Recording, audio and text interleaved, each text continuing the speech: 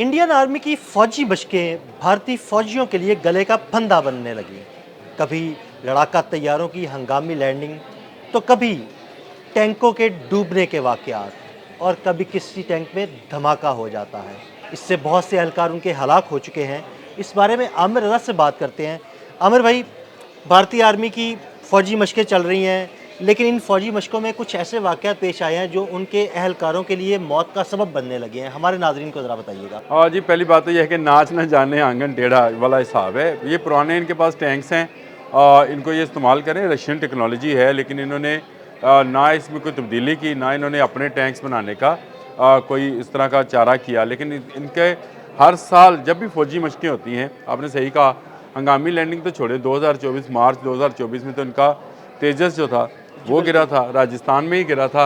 और ये वाक़या भी राजस्थान में पेश आया, जहाँ पर फ़ौजी मशकें जारी थी और इंदिरा गांधी कैनाल के अंदर इनका टैंक जब कैनाल को क्रॉस करने लगा था, जो कि टैंक अमूमन करते हैं, हाँ जी। नहरों को, दरियाओं को अबूर करते हैं, ये बनाए इसी मकसद के लिए जाते हैं। चेन चल रही होती है टैंक के अंदर, जो उसको मुश्किल रास्तों से, यानी पथरीला रास्ता हो, रेगिस्तानी हो, हाँ जी। नहरी कनाली रास्ता हो या पानी हो, उसमें से ये आसानी से गुजर सकता है। टैंक का मकसद ये एक ऐसी चलती फिरती तोप है, जहाँ मर्जी ले जाना चाहे चली जाती है।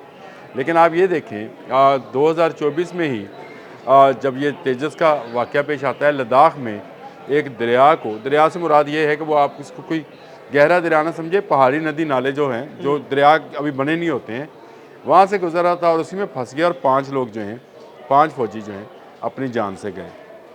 उस टैंक को ये बर वक्त ना निकाल सके, ना अपने जवानों को बचा सके, और वो 5 के 5 जो है चले गए। इसके बाद इससे पहले 2022 में भी एक इसी तरह का फ़ौजी मशक़ें थी, जिसका ज़िक्र आपने अपने उसमें इंट्रो में भी कर दिया, यानी अपने इब्तिदाइया में भी कर दिया, और आपने बताया कि उसमें टैंक फट गया। बिल्कुल। अब ये एक बड़ी अजीब सी बात है, टैंक नहीं फटा था, वो उसके अंदर जो गोला था वो फटा।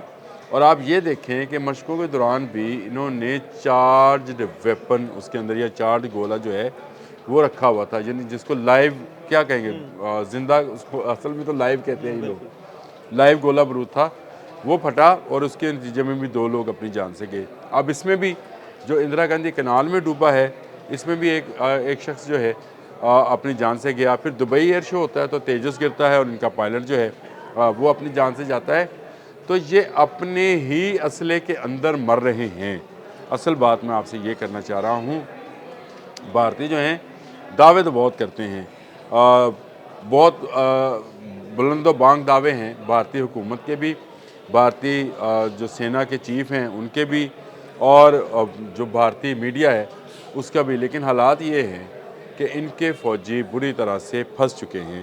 वो फंस किस चीज़ में गए हैं?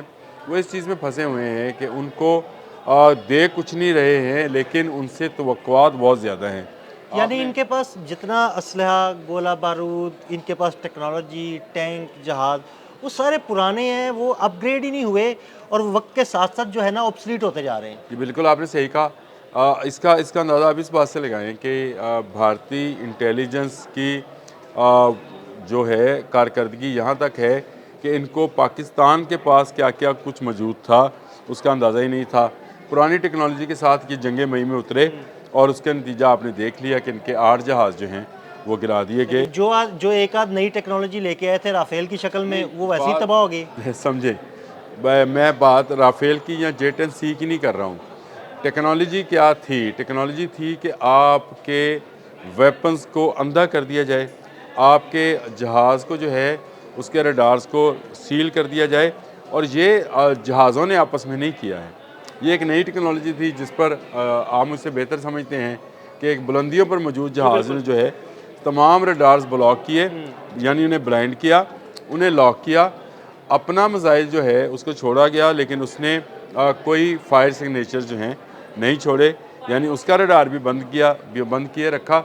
ये एक लंबी कहानी है, अगर आप किसी वक्त कहेंगे तो उसको भी बयान कर देंगे। और जब ये इनके जहाज़ों को इतला हुई तो वो बहुत इतना करीब था कि वो अपना हाँ पैंतरा जी भी नहीं बिल्कुल, बदल इजेक्ट सके। ही नहीं कर सके वो। तो ये मामला था। तो मैं यही बात कह रहा हूँ कि टेक्नोलॉजी का नाच न जाने आंगन टेढ़ा, मैंने शुरू में इसलिए कहा था कि आपने इतनी अच्छी टेक्नोलॉजी जो कि राफेल की सूरत में आपके पास थी, आपने वो मरवा दी। आपके पास इतनी अच्छा इंटरसेप्टर था दुनिया का जदीद तरीन S-400 वो आपने तबाह करवा लिया। आपके पास एक ऐसा मिसाइल था ब्रह्मोस के नाम का जिससे दुनिया के किसी मुल्क को भी डराया जा सकता है, उसको आपने डिटेक्ट करवा लिया। आपके पायलट की कॉल जो है वो यहाँ सुनी जाती है। तो इसका मतलब ये है कि आपकी ना सिर्फ टेक्नोलॉजी में बल्कि आपकी ट्रेनिंग में भी खामियां हैं, और आपकी ये ट्रेनिंग की खामियां जो हैं आपकी फ़ौजी मशकों में नज़र आती हैं। पाकिस्तान जहाँ दुनिया भर के दूसरे ममालिक के साथ फ़ौजी मशक़ें कर रहा है, वहाँ पर भारतीय अपने मुल्क में होने वाली फ़ौजी मशकों में जो खुद ही कर रहे होते हैं, कंडक्ट कर रहे होते हैं, उसमें भी मर रहे हैं। तो आप इससे अंदाज़ा करें, कभी जहाज़ गिरता है, कभी टैंक डूबता है, कभी टैंक फटता है। वैसे आमिर भाई ये बड़े अनोखा सा वाक़या है, मैंने तो पहली दफ़ा सुना है कि वो टैंक पानी में गया और टैंक डूब गया। नहीं, टैंक पानी में डूब जाए, हमें डूबने में भी कोई इतराज़ नहीं है। नहर में डूब गया, ये ऐसे ही है कि आप नहाने वाली बाल्टी में डूब कर कहीं कोई बंदा फौत हो गया, ऐसे ही है। हैरत की बात है। बड़ी हैरत की बात है। और दूसरी बात हैरत की, मुझे इस पर हैरत हुई कि जो बंदा अंदर था वो भी डूब के हाँ मरा। जी बिल्कुल, और वो उसको रेस्क्यू नहीं किया जा सका। नहीं किया जा सका। जो बाहर था वो तो खैर 2 लोग थे, वो उतर के नीचे आ गए, लेकिन जो टैंक के अंदर बंदा मौजूद था वो नहीं बचा। जब लद्दाख में वाक़या पेश आया था तो उस वक्त 5 लोग अपनी जान से गए थे। फिर राजस्थान में एक और वाक़े में जिसमें टैंक फटा था, उसमें भी 2 लोग जो थे जान से गए। तो मुझे समझ नहीं आती है तो क्या भारतीय हुकूमत, भारतीय फ़ौज जो है ये अपने ही फ़ौजियों को मारने पे इक्तफ़ा कर रही है। ये बड़ी अफसोसनाक बात है, और मैं ये समझता हूँ कि भारतीयों को अपने जंगी जुनून को कम करके जो है अपने मुल्क की तरक्की के लिए काम करना चाहिए। इनको अपने इर्द गिर्द के ममालिक के साथ बेहतर तल्लुकात, इनको जो तजारत दूर पार जाकर करनी पड़ रही है ये अपने हमसाया ममालिक के साथ कर सकते हैं और बेहतर अंदाज में कर सकते हैं।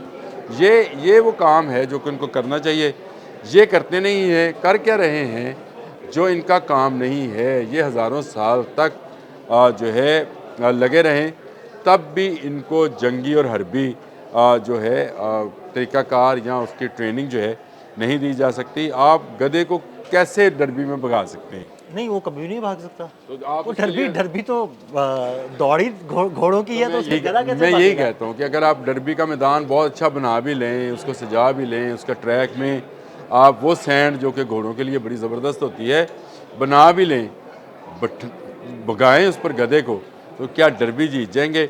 ये भारत का हाल है कि भारत ने राफेल जैसे तैयारे और इतने बड़े इंटरसेप्टर्स को S-400 को तबाह करा लिया सिर्फ एक डरबी में गधों को भगाने के चक्कर में। तो मेरा ख्याल है कि ये सोचने और समझने की बात है। भारतीय पॉलिसी मेकर्स जो हैं उनको समझना चाहिए कि जो काम उनको नहीं आता है वो ना करें, बल्कि अपनी फ़ौज को वो जो उसकी धाक थी, जो उसका दबदबा अपने मीडिया के ज़रिए, झूठे प्रोपेगेंडा के ज़रिए बनाया हुआ था, उसको भी तबाह व बर्बाद करवा रहे हैं। जब ऐसी खबरें बाहर निकल कर आती हैं तो मुझे बताएं, इस वक्त अगर आप सोचें तो भारतीय लोगों का मोराल कहाँ पर है? भारतीय लोग जो है अब वो क्या तेजस पर बिलीव करेंगे? कभी भी नहीं करेंगे, क्योंकि 2 दफ़ा तो वो गिर गया 1 साल के अंदर 2 दफ़ा गिरा। जहाज़ों को हादसा होते हैं। उस दिन हमने F-16 को तुर्की के हाथों गिरवाया था, उसी दिन वाकई F-16 गिर गया, उसका एक हादसा पेश आया। उसको हो जाता है, लेकिन 1 साल में 2 तेजस गिर रही हैं। इसका मतलब ये है कि 82 से आपने जो प्रोजेक्ट शुरू किया था वो अभी 2025 में भी आकर मुकम्मल नहीं हुआ, इतने सालों के बाद भी। तो इसका अंदाज़ा इससे क्या कहा जा सकता है कि 40-42 साल में आप 40 जहाज़ भी नहीं बना सके हैं, और आपके टैंक डूब रहे हैं, फट रहे हैं, तबाह बर्बाद हो रहे हैं, और आपके सैनिक जो हैं बिला वजह की मौत मर रहे हैं। तो मेरे लिए मैं ये समझता हूँ कि ये अफसोसनाक भी है, और आपकी वो जो मुतशद्दिदाना पॉलिसी है, या जो आपकी बेरहमाना पॉलिसी है, हर मुल्क को किसी न किसी तरीके से जंग में उलझाने की पॉलिसी है, उसको बदलने की ज़रूरत है। आप पुरअमन रहें ताकि ख़ित्ता अमन के साथ तरक्की कर सके। बहुत शुक्रिया आमिर भाई जी। बिल्कुल, आमिर रज़ा ने बड़ी तफसील के साथ आपको बताया कि भारतीय फ़ौज में कौन कौन से हादसात रोनुमा हुए और कितने उनके फ़ौजी एहलकार हलाक हुए। अदील अहमद और आमिर रज़ा को इजाज़त दीजिएगा। अल्लाह हाफ़िज़।